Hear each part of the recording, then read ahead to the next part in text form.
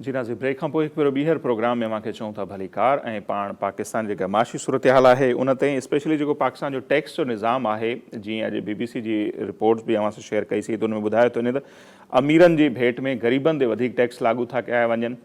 इहो मैकेनिज़म कीअं आहे उन ते पाण वधीक ॻाल्हि ॿोल कंदासीं। सीनियर जेके आहिनि माशी माहिर ऐं तर्जुमा निगार डॉक्टर अयूब महर साहब उहे हींअर सां टेलीफोन लाइन पे मौजूद आहिनि। डॉक्टर साहब बहुत शुक्रिया, आपने हमें वक्त दिया। अच्छा डॉक्टर साहब, हमने तो सुना था कि जब हमारे निगरान वज़ीर आज़म की मुलाकात हुई थी IMF की मैनेजिंग डायरेक्टर से, तो उन्होंने कहा था कि अमीरों पर आप टैक्स लागू करें और गरीबों को रिलीफ फराहम करें, लेकिन आज BBC के एक स्टोरी चली है जिसमें बताया गया है कि पाकिस्तान में गरीबों की निस्बत अमीरों को रिलीफ दिया जा रहा है या गरीबों पर ज़्यादा टैक्स जो हैं वो लगाए जा रहे हैं। तो इसको आप किस तरह देखते हैं, पाकिस्तान का जो टैक्स मैकेनिज़्म है और गरीबों पर ये जो ज़्यादा बोझ डाला जा रहा है? देखिए नसीर साहब, बात यह है कि जब IMF से हम एग्रीमेंट करते हैं ना, अब तक जितनी भी एग्रीमेंट हुए हैं, तो उसमें पहला जो ऑप्शन दिया जाता है वो जिससे एग्रीमेंट किया जा रहा है उस कंट्री के मैनेजमेंट से कहा जाता है कि आप बताएं कि आप ये अखराजात कहाँ से पूरे करेंगे और आइंदा जाके आपको मजीद डेट की जरूरत नहीं पड़ेगी, वो आप मैकेनिज्म बताएं।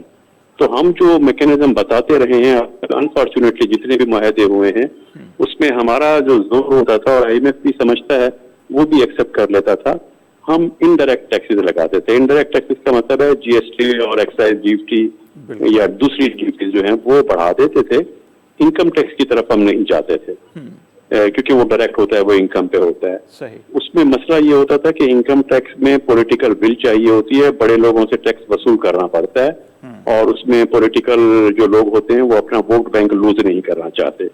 तो GST लगाना आसान होता था। ये अब तक 30 साल से ये प्रैक्टिस चल रही थी, 30 साल तकरीबन हो गए IMF से हम जो रेगुलर मुआहदे कर रहे हैं। इस मरतबा जो IMF का रेजिडेंट मिशन है इस्लामाबाद में, वहां से ये एक स्टेटमेंट, ऐसा IMF करता नहीं है, ये रेयरली करता है, बहुत कम होता है, लेकिन इस मरतबा IMF के रेजिडेंट ऑफिस ने एक स्टेटमेंट जारी की कि हम चाहते हैं कि गरीबों को रिलीफ दिया जाए और अमीर तबके पर टैक्स लगाया जाए। सही। IMF ने बेसिकली ये जो स्टेटमेंट दी थी, इसके देने की जरूरत मेरा ख्याल है इसलिए पड़ी थी IMF को कि पाकिस्तान में पब्लिकली एक एंटी IMF सेंटीमेंट पाया जाता है। बिल्कुल।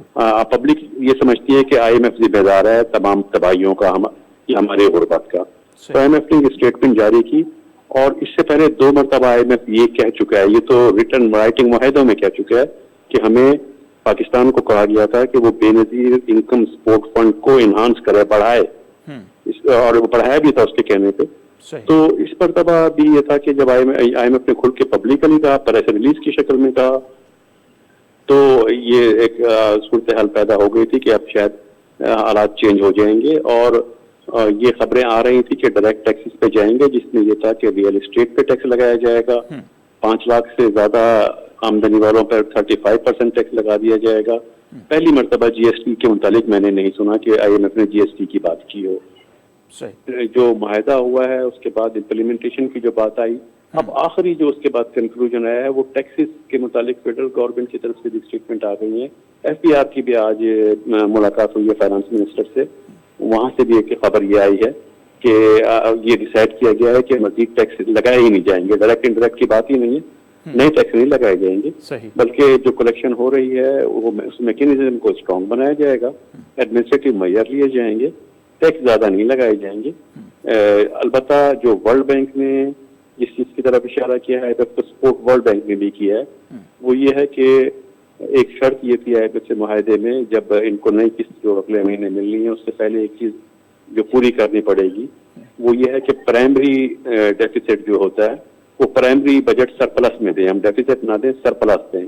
सरप्लस का मतलब ये है कि जो हमारे आमदनी है गवर्नमेंट की, फेडरल गवर्नमेंट की, वो खर्चे निकालने के बाद कुछ बचत होनी चाहिए, उसमें इंटरेस्ट और कर्जों की वापसी शामिल नहीं है, उसको एक तरफ रखें।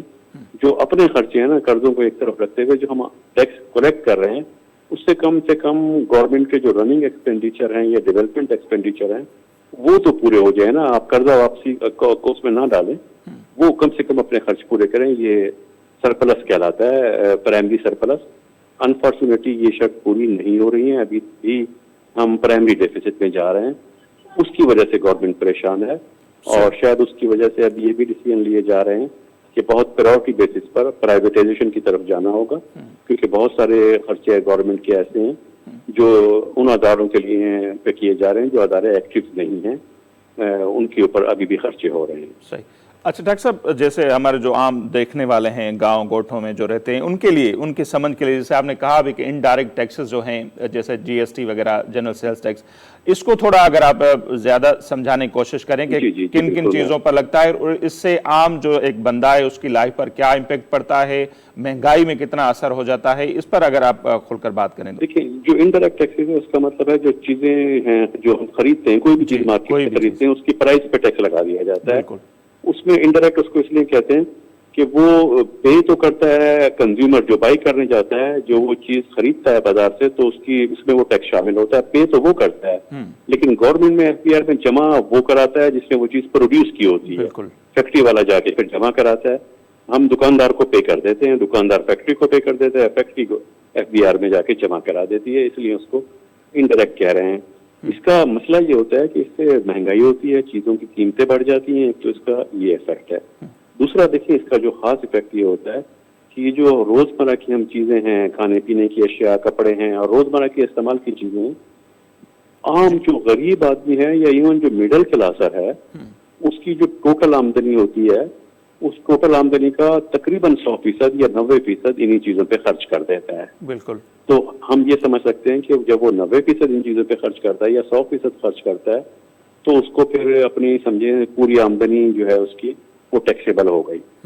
लेकिन जो रिच क्लास है ना, जो बिलियनियर लोग हैं पाकिस्तान के, वो इन चीजों पे अपनी आमदनी का 5-10% ही खर्च करते हैं, 90% तो उनकी बचत होती है। बिल्कुल। तो इस तरह से उनको जो टैक्स देना पड़ता है बिलियनर को, वो तो सिर्फ 5% चीजों पे देना पड़ता है। बिल्कुल। गरीब आदमी को टैक्स 100% चीजों पे देना पड़ता है, इसलिए इसको खतरनाक या रिग्रेसिव टैक्स कहा जाता है। पाकिस्तान में 70% से ऊपर जो इनडायरेक्ट टैक्सेस हैं वो वसूल के, और 30% समथिंग है जो डायरेक्ट टैक्सेस है, और उससे बड़े लोगों पर तो कोई ज्यादा फर्क नहीं पड़ता।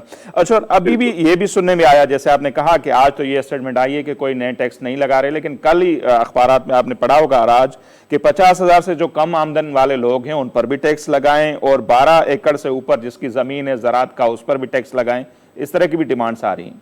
जी बिल्कुल आ रही थी, लेकिन आज एफपीआर ने कहा है कि फिलहाल इसको पोस्टपोन कर दिया, शायद फिलहाल ना लगाएं। और ये मेरे ख्याल में ज्यादती होगी, इसलिए कि 50,000 से कम आमदनी तो अब वो लोअर इनकम में आता है, वो मिडिल क्लास में भी नहीं आता। आज के घर में 50,000 में इस वक्त जो इन्फ्लेशन है, 50,000 में घर नहीं चलते। और इसी तरह जो 12.5 एकड़ की जो बात कर रहे हैं कि 12.5 एकड़ पर लगा दें, देखिए रूरल एरियाज में, सिंध पंजाब में बेसिकली जिसको हम जिम्मेदार कहते हैं ना, जिम्मेदार जिसको कहते हैं, वो मुरब्बों का मालिक होता है, वो एकड़ का मालिक नहीं होता। सही। कम से कम एक मुरब्बा जमीन हो तो हम कहते हैं ये जिम्मेदार है। तो 12.5 एकड़ तो आधा मुरब्बा बनती है। 12.5 एकड़ पर टैक्स लगाने का मतलब है गरीब आदमी पर, रूरल इलाकों के गरीब लोगों पर टैक्स होगा। एक टैक्स कम से कम वो उसको एक मुरब्बा से ऊपर जाए, जिसकी एक मुरब्बा जमीन नहीं होती गांव में, उसको जिम्मेदार या अमीर आदमी नहीं समझा जाता। बिल्कुल। अच्छा, और सर ये जो एक फाइलर का भी बड़ा इशू पाकिस्तान में चलता आ रहा है ना, आज भी हम देखते हैं कि 24 करोड़ की अगर पॉपुलेशन है तो 45 लाख लोग जो हैं, 45 लाख वो जो हैं वो फाइलर हैं। इसके अलावा जो हैं वो तो टैक्स भी नहीं देते। या शबर जैदी साहब का जो इंटरव्यू दिया था जियो टीवी को आपने देखा होगा, उसमें फिर सराफा सुनारे हों हमारे, या सरिया बनाने वाले हों, या जमीनों का कारोबार करने वालों हों, या ये जो स्मगलिंग होती है, जिस पर उन्होंने कहा कि मैंने हाथ डाला तो बड़े बड़े लोग आ गए कि इनको आप कुछ नहीं करें। तो बड़ा जो तबका है वैसे भी वो नहीं देता, टैक्सेस भी नहीं देता और कुछ भी, और सारा वो जो बोझ है वो आम लोगों पर पड़ रहा है। तो ये निज़ाम आपको क्या लगता है कि कब तक ये चलेगा? शब्बर साहब ने जो कहा था ऑलमोस्ट वही, जब IMF कहता है कि डायरेक्ट टैक्सेस पे आए, डायरेक्ट टैक्सेस पे आए, तो वही बात IMF भी कहता है। लेकिन जो अभी मैंने आपसे कहा कि इसके लिए विल पावर चाहिए, इसके लिए फिर आपके पॉलिटिकल आपको कुर्बानी देनी पड़ती है। डायरेक्ट टैक्सेस लगाने के लिए आपको बिल्कुल विल पावर चाहिए, और आपको काफी सारे लोगों से कन्फ्रंटेशन पे आना पड़ेगा जो नहीं देंगे, जो माफियाज हैं। लेकिन उन्हीं पे लगाना है। अगर इनडायरेक्ट टैक्सेस लगाते रहेंगे तो जाहिर है फिर वो जितना भी बर्डन है वो लोअर इनकम क्लास पे पड़ता रहेगा।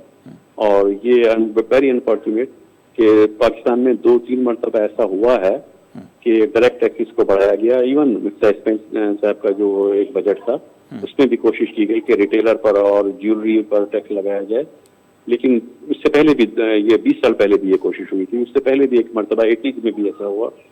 लेकिन जब भी इस तरह का बजट आया मेरा एक्सपीरियंस ये है कि फिर आखिर उस बजट को वापस लेना पड़ा। मिस्टर इसमाइल का आखिरी एग्जाम्पल मौजूद है, वो बजट फिर वापस लेना पड़ा था, उनके अपनी पार्टी के जो लीडर्स थे उनसे नाराज हो गए थे। तो ये काफी पाकिस्तान में एक पॉलिटिकल चीज है, ये इकोनॉमिक से ज्यादा एक पॉलिटिकल इशू बन चुका है। और इसमें फिर मिसाल ये भी दी जाती है कि ये जो सिविलियन गवर्नमेंट होती है शायद वो लागू ना करवा पाए, और आजकल ये जो मॉडल चल रहा है कि स्मगलिंग को भी हमने कैसे कंट्रोल किया है और डॉलर को किस तरह कंट्रोल किया है, तो ये जो ताकतवर हल्के हैं अगर ये चाहें तो ये करवा सकते हैं। ये भी आजकल बहस ज्यादा चल रहा है, आपको तो पता ही होगा। बिल्कुल, देखिए अनफॉर्चुनेटली बेसिकली जो सिविल गवर्नमेंट है उसको ही कराना चाहिए, मैं इसकी हक में हूँ, उसको स्टेप लेना चाहिए, लेकिन सिविल गवर्नमेंट ले नहीं पाती, कोई भी सिविल गवर्नमेंट नहीं ले पाई। और जो अनपॉपुलर फैसले होते हैं लेकिन सही फैसले होते हैं, कुछ अनपॉपुलर जो रहे हैं वो देखा जाए तो केयर टेकर्स नहीं किए। आप 93 में देखिए मोइन कुरैशी साहब की एग्जांपल है, फिर मलिक महराज खालिद के दौर में कुछ इकोनॉमी में सख्त फैसले लिए गए, फिर गुलाम मुस्तफा जतोई कुछ अरसे के लिए केयर टेकर प्राइम मिनिस्टर रहे, उस वक्त सख्त फैसले लिए गए, और अब काकर साहब प्राइम मिनिस्टर हैं, इनको तो शेल्टर भी है, आर्म फोर्सेस की भी शेल्टर है, वो इनके साथ है इकोनॉमिक मैटर्स में। तो अब फिर इस तरह उम्मीद है कि अब वो शायद डायरेक्ट टैक्सेस पर शायद आ जाएं, अगर वो इस तरह की अपनी विल पावर लेते हैं, पोजीशन लेते हैं, तो ये ओवरऑल इकोनॉमी के लिए ये सूरत हाल फिर बेहतर बन सकती है। ठीक, डॉक्टर साहब बहुत शुक्रिया आपने हमारे लिए वक्त निकाला। नाज़रीन, डॉक्टर अयूब महर साहब सीनियर जेके आहिनि उहे माशी माहिर आहिनि, उन्हनि जी राय अवां जे साम्हूं आहे, ऐं बहस वरी बि घुमी फिरी इहो थो थिए त जेके डायरेक्ट टैक्स आहिनि जेके लागू थियणु खपनि उहे नथा थियनि, इनडायरेक्ट जेके टैक्स आहिनि जे उन्हनि सम्झायो त जेका बि आम वाइपे जी शइ पोइ उहा हिकिड़ी नंढड़ी टॉफ़ी जेको ॿारु वठे थो उहा हुजे, या जेको असीं पेट्रोल यूज़ कयूं था, बिजली आहे, गैस आहे, ॿियूं जेके आम वाइपे जी शयूं खोड़ सारियूं अहिड़ियूं आहिनि, उन्हनि ते बि हींअर बि जीअं पेट्रोल ते ॿुधाए पियो त पर लीटर ते 70 रुपया जेको आहे उहो टैक्स जेको आहे सिधी रीति उहो वरितो पियो वञे। हर हिकु माण्हू खां जेको बि बाइक में, रिक्शा में, कार में पेट्रोल भराए थो 1 लीटर ते 70 रुपया उन्हनि खे टैक्स ॾियणो थो पए। ईअं ई जेके ॿिया टैक्स आहिनि उहे माण्हुनि खां वरिता था वञनि, पर जेको वॾो तबिको आहे जेको हिन पाकिस्तान में जेको टैक्स ॾेई सघे थो उन्हनि खां जेको आहे उहो नथो वरितो वञे। जीअं सनद जे हवाले सां ॿुधाए पियो त GDP में उन्हनि जो हिसो जेको आहे उहो तक़रीबन जेको आहे 20 खां 21% आहे, ऐं उनजो जेके टैक्स आहे उहो सिर्फ़ु 28% ॾियनि था। ज़रात जो जेको ॿुधाए पियो न GDP में उन्हनि जो बि 28% जेको आहे कंट्रीब्यूशन आहे, पर ज़रात जो जेको टैक्स आहे उहो 1% बि कोन्हे। ऐं ईअं ई ॿिया खोड़ जेके वॾा वॾा सरमाएदार आहिनि उहे टैक्स कोन था ॾियनि, पर जेको आम माण्हू आहे उहो उनखे भोॻे थो, जंहिंजे करे महांगाई तमामु घणी वधी वई आहे, आम माण्हुनि जो जीअण महाल थी वियो आहे। सो हाणे ॾिसूं था त उन ते केतिरो अमल थिए थो। सो अॼु जेको हीउ असांजो प्रोग्राम आहे हिते पंहिंजी पुॼाणी ते बि पहुचे थो। सो असांखे ॾींदा इजाज़त, अहले निगहबान।